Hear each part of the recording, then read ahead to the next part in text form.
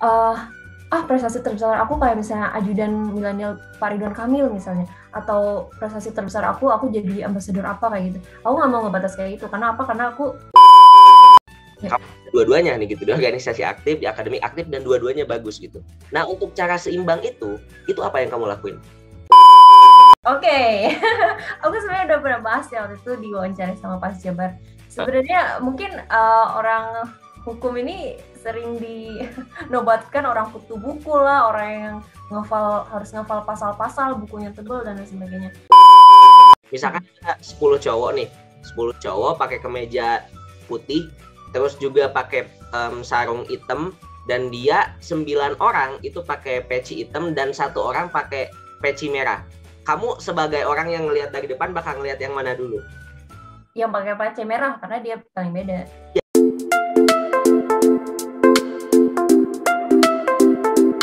Oke, halo guys. Balik lagi bersama gue Pauzi di channel Jejak Zamzami. Thank you banget buat teman-teman semuanya yang udah selalu nonton video-video aku, khususnya di segmen mahasiswa berprestasi ini. Karena bakalan seru banget dan kalian bakalan ketemu orang-orang hebat yang juga berprestasi di bidangnya masing-masing. Nah, kali ini aku bakalan ketemu orang yang hebat banget guys. Prestasinya banyak banget. Dia Duta Bahasa Jawa Barat, terus ajudan milenial Gubernur Jawa Barat juga. Terus udah banyak banget lah prestasinya yang kalau misalkan aku sebutin di sini tuh mungkin sampai jam 10 pagi juga itu gak bakal beres gitu. Jadi kita langsung sambut aja coba orangnya. Welcome to Valda. Welcome. Halo. Ya, udah hadir di segmen ini karena kamu orang yang cocok buat ngisi segmen ini. Waduh, cocoknya kenapa nih ya? Bisa diceritakan nggak cocoknya kenapa? Karena cocoknya itu, Val, ketika aku ketemu pertama kali sama kamu di ajudan milenial itu, kamu tuh orangnya paling aktif. Terus pas lihat di Instagramnya, oh ternyata orang ini bukan orang sembarangan gitu loh. Prestasi juga gitu. Terus kayak jadi ikoniknya Fakultas Hukum Unpas gitu kan. Kalau ada pendaftaran mahasiswa baru pasti Valda tuh yang muncul. Boleh gak Val kenalin dulu kayak lu sekarang tuh semester berapa, lagi kuliah di mana, orang mana, biar orang-orang pada kenal kamu.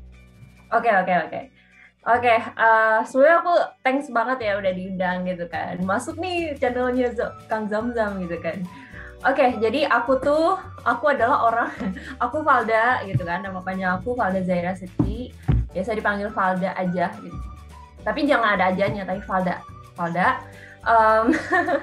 Ya, dan aku sekarang semester 6 guys, 6 ke 7. Dan ya tau lah orang-orang tingkat akhir tuh mukanya mungkin agak-agak gimana gitu kan, karena mau tugas akhir, skripsi dan lain sebagainya. Doain guys. Mau magang juga sih bentar lagi.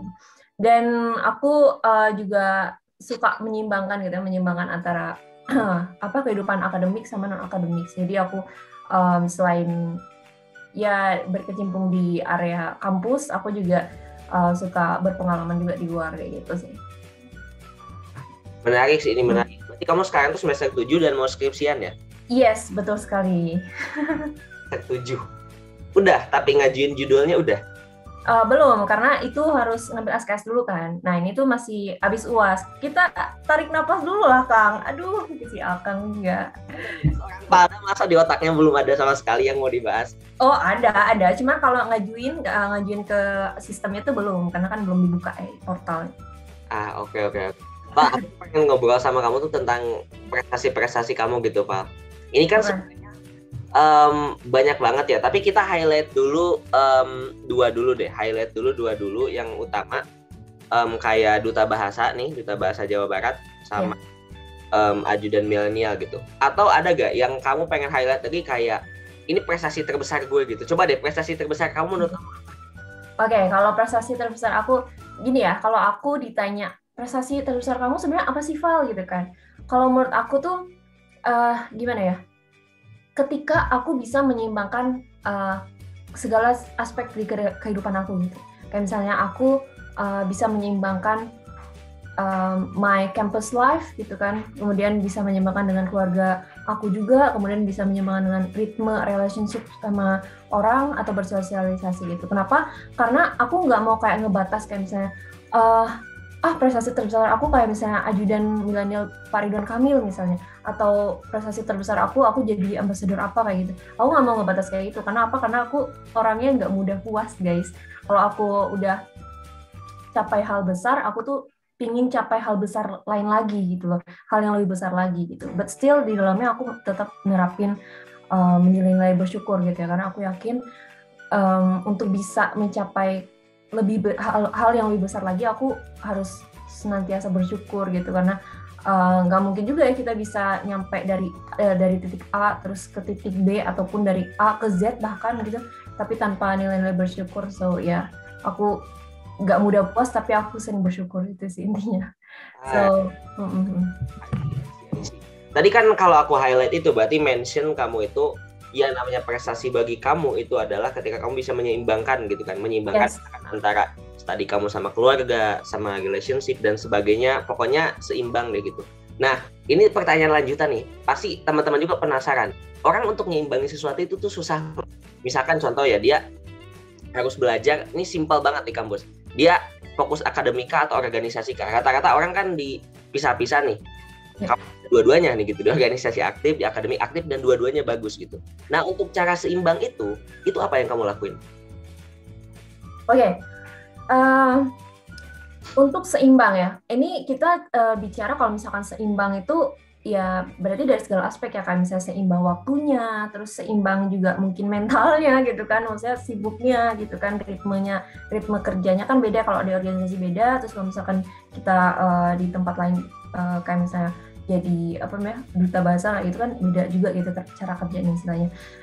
Yaitu aku dimulai dari dalam diri aku sendiri dulu gitu, karena aku yang pertama tipe orang yang fleksibel banget gitu guys. Jadi karena memang apa ya, udah komitmen dulu sih ya dari diri sendiri gitu, bukan berarti ini orang positif banget, maksudnya ya positif, maksudnya kayak aku mungkin bilang hal-hal yang kayak harus konsisten, harus fleksibel, harus apa ini itu, tapi memang harus seperti itu gitu, emang aku lakuin dan aku jalanin, ya udah berarti I prove it gitu kan, aku berarti ada yang ngakuin juga itu, kayak Kang Zamzam bilang tadi, berarti aku juga dilihat sama orang, aku bisa menyeimbangkan, dan memang di dalamnya aku bisa menyeimbangkan istilahnya kedua hal gitu ya, dari dalam akademik maupun non akademik.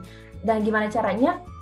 Ya itu tadi, yang pertama dalam diri sendiri dulu, dan yang kedua aku selalu ini sih, maksudnya selalu bisa ngatur agenda gitu, ngatur jadwal. Aku lihat dulu nih mana yang kira-kira bisa diselip ataupun mana yang bisa kira-kira aku duluin gitu ya prioritasnya.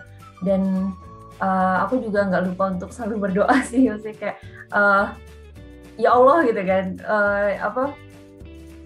semoga lancar ke depannya dan nggak ada hal-hal yang bentrok gitu. Karena paling males kalau ada yang bentrok ya, kayak misalnya kita mau ke agenda A terus ke agenda B, aduh padahal dua-duanya penting gitu kan, dan lain sebagainya. Dan juga gini ya, aku yang penting tuh punya prinsip, kayak misalnya aku tuh yang penting academic life aku tuh nggak keganggu. Jadi kalau misalkan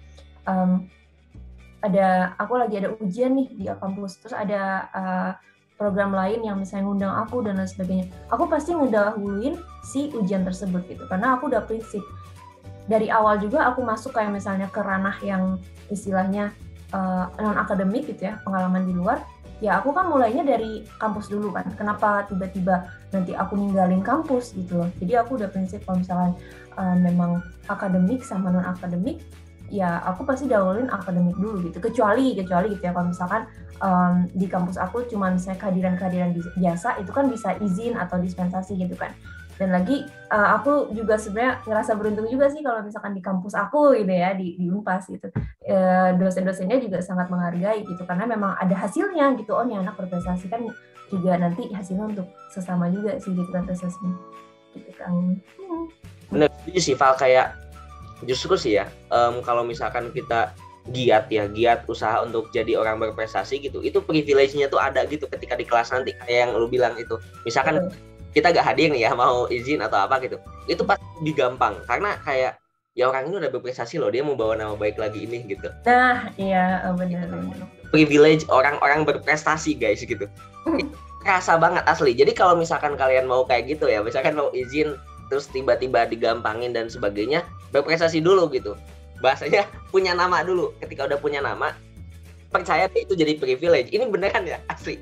Ini beneran kerasa banget. Pasti Palda juga kerasa banget. Tapi Pal gitu, ketika kamu udah bisa nyeimbangin nih, kamu tahu proses dan caranya nyeimbangin gimana, tapi nggak mungkin dong semulus itu. Maksudnya nggak mungkin mulus terus gitu, pasti ada kayak tadi misalkan ada bentrok lah, ada kamu itu, wah ini gue harus ngedahulin yang mana dulu ya, dua-duanya penting gitu. Nah, cara kamu untuk mengukur mana yang lebih penting itu biasanya dilihat dari apa, selain tadi kamu lihat akademik dulu deh gitu. Oke, gimana ya? Kalau sebenarnya banyak juga sih yang nanya, yang pertanyaan tadi sebelumnya juga kayak misalnya cara nyimbanginnya tuh gimana gitu. Bahkan aku juga kadang mikir kalau misalkan aku kayak misalnya ngomong kayak aku tipe orang fleksibel dan lain sebagainya, itu tuh kayak klise yang gimana gitu kan, nggak semua orang bisa atau lain sebagainya gitu kan. Tapi ya memang seperti itulah cara aku gitu kan. Nah untuk pertanyaan yang kayak misalnya emang semulus itu gitu kan dan lain sebagainya, itu jujur Li aku juga bingung juga gitu ya, karena apa? Karena aku sebenarnya ya menjalankan itu istilahnya mungkin gak ada jalurnya sih. Aku percaya juga sama takdir sih ya, maksudnya yang kayak gitulah, maksudnya ya udah sih mulus-mulus aja, dan aku juga niat aku baik gitu kan, maksudnya aku menuhin CV juga gitu kan dalam dalam berakademik maupun bernon akademik ya gitu. Jadi selagi itu mulus dan aku juga istilahnya ingin semuanya mulus-mulus aja dan niatnya baik untuk menyapai pendidikan aku terus untuk kedepannya, ya mungkin itu semua dibantu juga gitu kan, sehingga nggak ada yang bentrok yang gimana banget gitu. Tapi kuncinya itu tadi sih, yang penting niat kita baik, dan yang kedua kita tuh punya prinsip. Kalau aku prinsipnya, karena aku belum yang istilahnya ke bidang kerja atau lain sebagainya, aku tuh masih mahasiswa, jadi ya prinsip aku utamakan kuliah dulu gitu. Karena kalau misalkan kita rancu ya, misalnya kita tuh prinsipnya beda-beda, aku mau non akademik ditinggiin doang gitu, nanti aku mau akademik lagi, itu tuh nanti istilahnya kita bakal kacau ya jalurnya gitu. Jadi kita harus punya prinsip dulu. Kalau misalkan akademiknya mau dilurusin, misalnya dilancarin, ya akademik dulu gitu. Terus tapi kalau misal bentroknya ada sama non akademik, ya udah tinggal disesuaikan aja gitu. Karena kita awalnya juga berawal dari kuliah gitu kan. Dengan kuliah kita udah ada nama di instansi, kita daftar kan misalnya ajudan milenial, oh ini anak Unpas, oh ini anak Fakultas Hukum. Ya kan berarti awalnya dari kampus kan. So kita harus menghargai yang kita ambil pertama duluan gitu. Nice. Ini menarik sih. Tapi Val gini, aku pengen moving on ke yang tadi, yang pertama kita itu Dubas, Duta Bahasa Jawa Barat sama ajudan milenial Gubernur Jawa Barat nih gitu. Nah, kalau misalkan kamu itu kan pasti sering bahas ya, guys, ini Palda tuh sering bahas banget kayak cara-cara jadi Dubas gimana, jadi ajudan milenial Gubernur gimana gitu, entah itu di webinar dia atau seminar dia ataupun di YouTube dia pun ada gitu ya. Nanti aku taruh coba channel YouTube-nya di sini. Nah, itu udah sering kamu bahas kalau proses atau caranya gimana untuk bisa sampai sana gitu. Cuman yang pengen aku tanyain di sini adalah to the point-nya gitu. Kamu tahu nggak kenapa kamu diterima di Dubas Jabar ini? Apa yang membuat seorang Valda tuh kayak unik gitu sehingga si panitia Dubas ini tuh menerima kamu gitu? Biar jadi gambaran buat orang-orang tuh, oh gue tuh unik tuh harus kayak gini gitu. Oke. Jadi gini ya, kalau misalkan kita bicara duta bahasa gitu kan, aku awalnya juga masuk duta bahasa itu karena ya aku ingin, istilahnya nggak muluk-muluk banget lah kayak misalnya aku pengen juara satunya atau gimana, nggak gitu. Tapi aku mau, intinya aku ingin berelasi dengan orang-orang yang suka bahasa juga dong tentunya, karena itu adalah platform bahasa gitu kan, orang yang suka bahasa. Itu aja dulu, intinya suka sama bahasa. Oke. Gitu. Masalah nanti keterima atau gimana nya, ya udah nanti aja dipikirin. Yang penting aku suka bahasa dan aku pingin ketemu sama orang-orang yang suka bahasa juga gitu. Awalnya kayak gitu kan. Nah, kesini-sininya aku tuh kan ada bikin ya YouTube di YouTube, kalau aku tuh bicara 20 bahasa gitu kan. Nah, di duta bahasa ini dalam prosesnya tuh kita disuruh buat krida istilahnya. Krida itu istilahnya kayak karya kita tentang bahasa gitu loh. Dan itu apapun gitu. Nah, bisa bentuknya, ada tuh teman aku yang bisa bentuknya komik gitu ya, bikin komik dia, terus ada yang bikin kayak platform belajar bahasa juga, terus ada yang bikin ya macam-macam lah. Nah, aku pingin beda nih dari yang lain kan. Aku bikin lah how I tell a story with more than 20 languages gitu kan. Nah, sebenarnya itu bukan tujuan aku banget sih untuk masuk duta bahasa, aku bikin itu enggak. Karena aku waktu itu tuh lagi gabut guys, belum lagi mikirin jodoh ya kan. Nggak nyambung nih. Ya pokoknya waktu itu tuh 2020 itu tuh lagi masa-masanya COVID banget gitu kan. Jadi aku mikir nih kayak di otak aku tuh aku suka mikir berbagai bahasa, terus aku kayak mikir kenapa sih bahasa-bahasa ini nggak bisa digabungin aja sih gitu kan. Udah aku pertama kali bikin ya di YouTube kayak gitu. Nah terus kesini-sininya ya udah aku makin suka gitu kan sama berbagai bahasa, aku pelajari lagi. So ya mungkin itu yang bikin panitianya atau ya orang-orang yang juri-jurinya terkesima juga gitu ya, karena ada hal yang beda dari nih anak kayak gitu. Aku juga menekankan sisi keunikan aku juga sih, jadi nggak hanya sekedar kayak misalnya suka bahasa, tapi aku juga mengimplementasikannya langsung gitu, apalagi kan digabungkan bahasanya digabung-gabungin ya, nggak cuma kayak misalnya aku ngomong kayak 저는 밥을 먹고 kayak gitu, bahasa Korea kayak gitu doang gitu. Jadi ya udah sih aku ngelihat dari sisi itu. Iya sih, ini pandangan aku dari orang luar non panitia ya. Wah iya. Iya benar asli. Kalau misalkan ada orang yang kayak dia bikin buku, bikin komik atau bikin apa lagi ya, karya tulis bahasa tuh, artikel atau apapun itulah ya gitu, pokoknya karya-karya bahasa atau dia speech gitu, pakai satu bahasa misalkan dia speechnya, itu gak bakal jauh lebih menarik gitu ketika lu bikin video dan itu 20 bahasa gitu. Kayak orang pasti pemikiran awalnya wow gitu aja gitu, udah that's all gitu, kayak wow gitu, walaupun belum ditonton sampai akhir pasti kayak wow bener gak ini belum ditonton. Apalagi kayak udah ditonton, lebih trusted lah bahasnya gitu kan.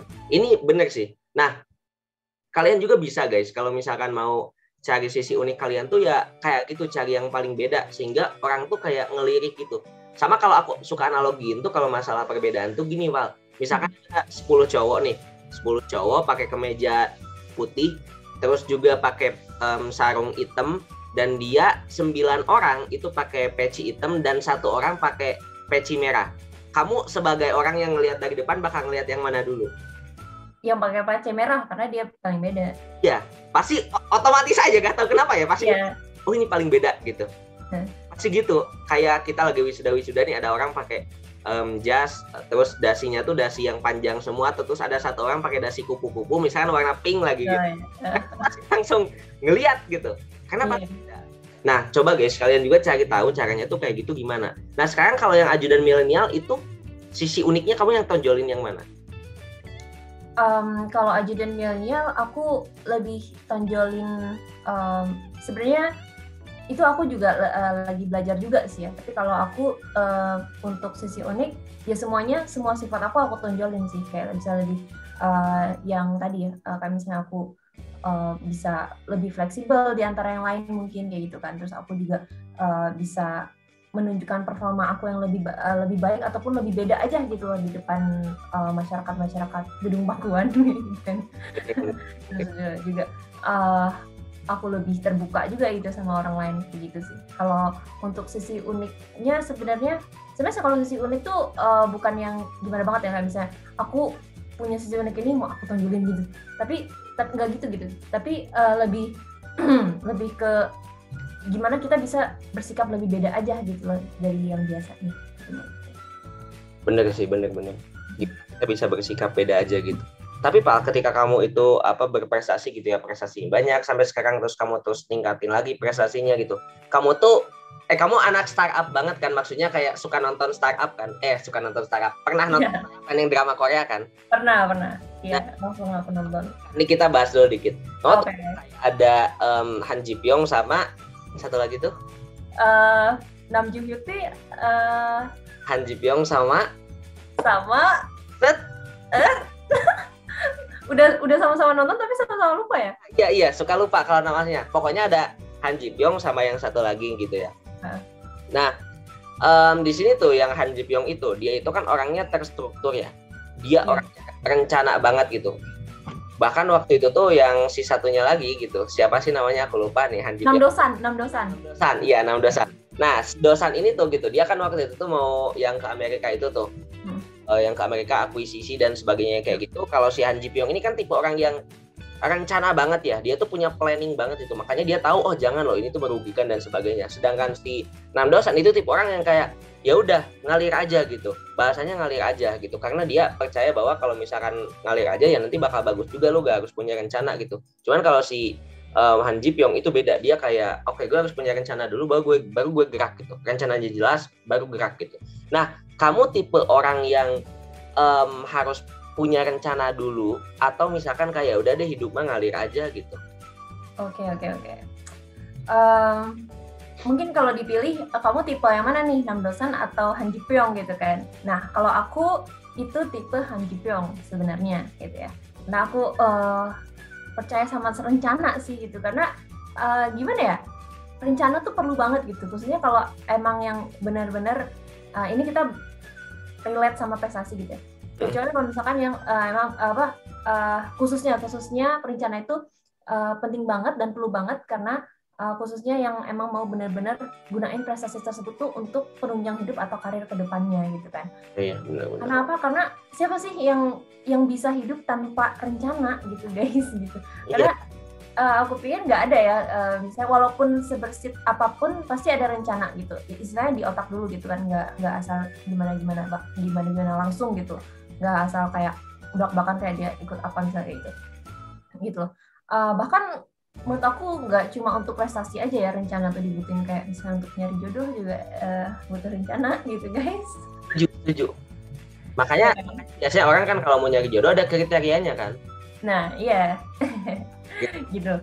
Nah balik lagi ya, tapi memang dalam beberapa hal aku juga mikir kalau misalkan kadang tuh apply aja gitu loh, walaupun ada rencananya, walaupun misalnya aku bilang kayak iseng-iseng, aku sering kan misalnya apply apa iseng, aku apa ini gitu iseng. It's not really iseng gitu loh, itu udah direncanain juga sebenarnya, maksudnya. Tapi memang nggak sematang yang misalnya aku ikut duta bahasa. Kalau yang ajudan milenial Gubernur Jawa Barat tuh aku jujur agak iseng sih sebenarnya, tapi ya itu ada rencananya juga sih sebenarnya. So ya. Menarik. Berarti sebenarnya kamu lebih ke orang yang rencana banget gitu ya? Betul. Kalau kamu tuh punya rencana gitu ya, biasanya itu tuh rencananya ada itu gak sih kayak gininya, jangka pendeknya, jangka panjangnya, misalnya jangka panjangnya 5 tahun ke depan, oh gue pengen ini, berarti gue harus ini gitu, dan rencana jangka pendeknya gini, atau kamu bikin skema rencana kamu tuh gimana?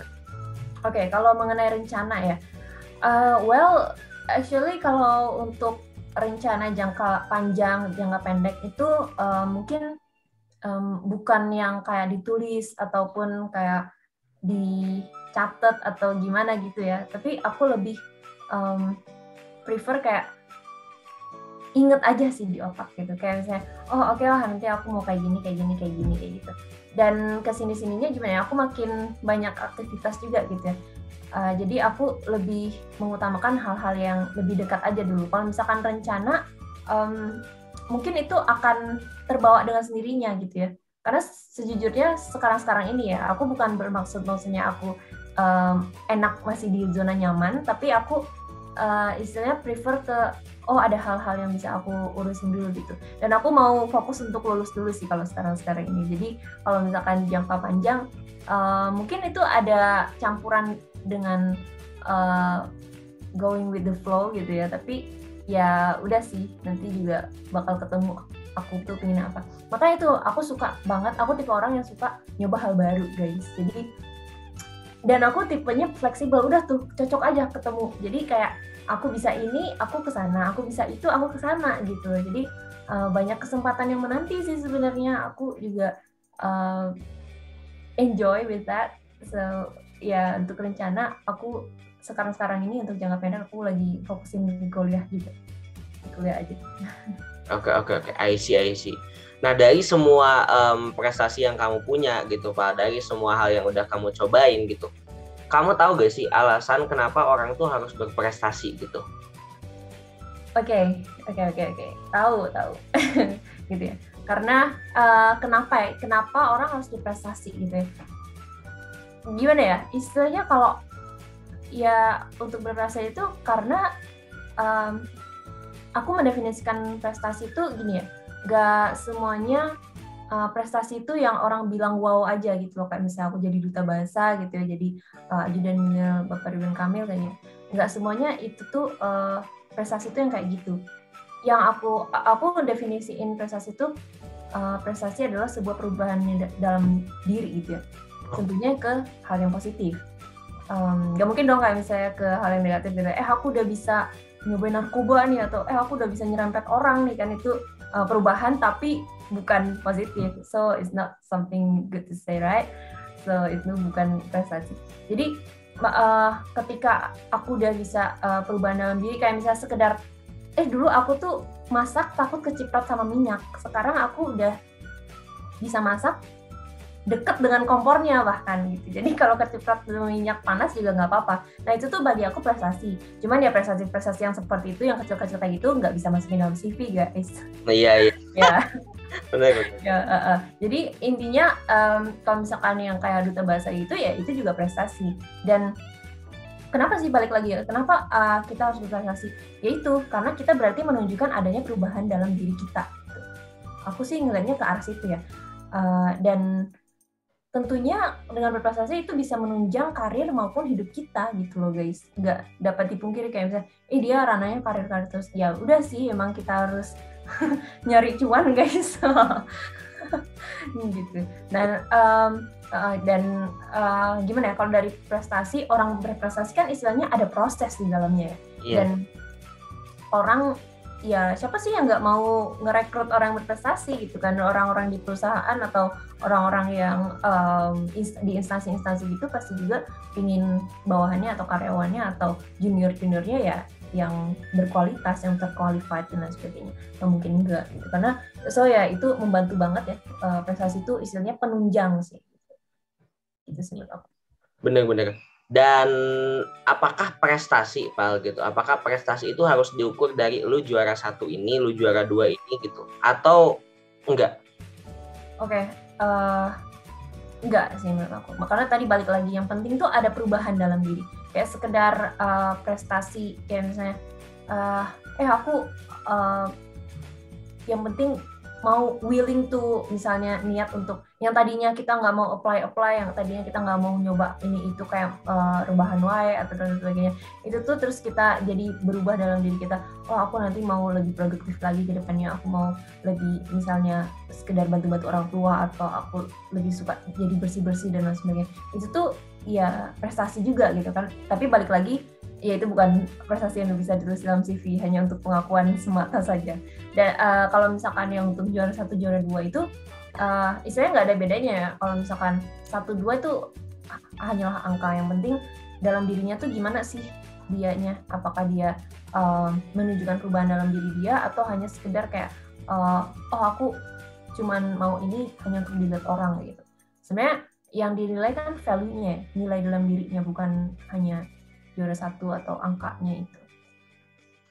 I see. Lu kan anak hukum nih ya, yang kutu buku gak? Oke. Aku sebenarnya udah pernah bahas ya waktu itu di wawancara sama Pak Jabar. Sebenarnya mungkin orang hukum ini sering dinobatkan orang kutu buku lah, orang yang harus ngafal pasal-pasal, bukunya tebal dan lain sebagainya. Well, actually not gitu ya, nggak semuanya kayak gitu. Karena aku justru bukan yang kutu buku banget gitu loh.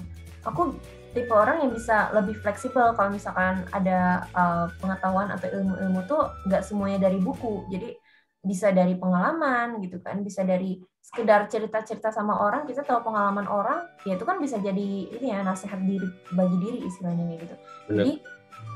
Jadi bukan aku bukan orang yang kutu buku banget, dan juga aku bukan orang yang nggak suka baca buku juga gitu. Jadi aku bisa menyeimbangkan lah, intinya di situ sih. Iya sih. Tapi ngomongin buku nih, Pal ya. Kalau misalkan buku nikah kita hilang gitu, kita harus nikah lagi gak sih? Emang kita udah nikah? Kok salah ya? Kok buku kita ya?